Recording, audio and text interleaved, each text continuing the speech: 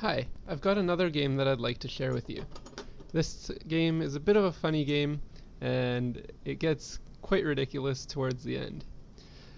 So I'm playing one of my favorite meme decks. It's a deck that's focused on Last Will, but with Salahar Spitefish, making them lose a lot of gold. So we'll see how it plays out. You'll notice that I chose to put my lumberjack off to the side, avoiding conflict with his lumberjack. That way we're able to use the lumberjack last will later on in the game.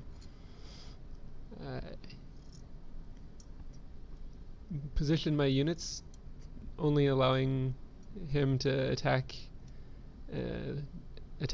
my units that will trade in my favor.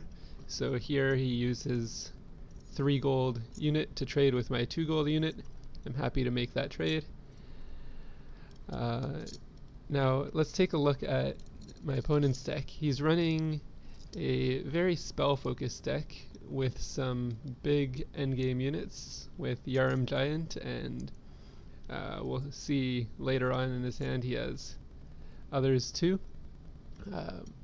But now, at this point, I've been able to put out my Arcanon General, and we're going to play some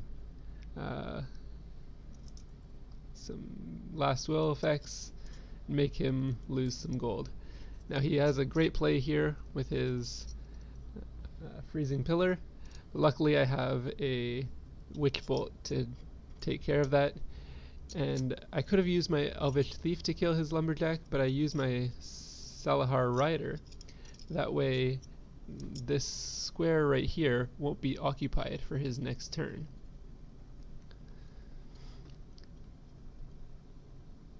Now I push my rats forward to avoid being hit by chain lightning too much. And he starts rushing forward with a Mordok. I have a Dwarven Scope, so his Mordok won't be able to attack anymore, but I make sure to clear out the Last Will units so that my attack with my Arcanon here will make him lose gold on his next turn. In this case it's very effective. It's a 9 gold turn, and he has a Yaram in hand but can't play it. Unfortunately his Panda does bounce my scoped Arcanon, but I have another trick up my sleeve with Grimthal's Command, this time making his next turn have 6 gold instead of the 10 that it normally would have. I rush my units forward here simply because with 6 gold there's not much he can do to do it.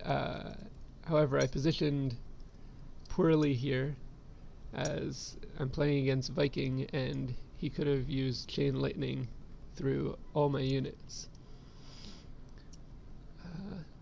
Now, at this point in the game is the most ridiculous. I play my Salahar Spitefish again, making him lose 4 gold, so he's back to another 6 gold turn. I learned from my mistake. I position better this time, and play my Elvish Thieves. Now at this point he would really like to play one of his Yaram Giants, but he can't. He has 6 gold again, and instead he opts for the best turn in hand that he's got, which is a Reanimate play.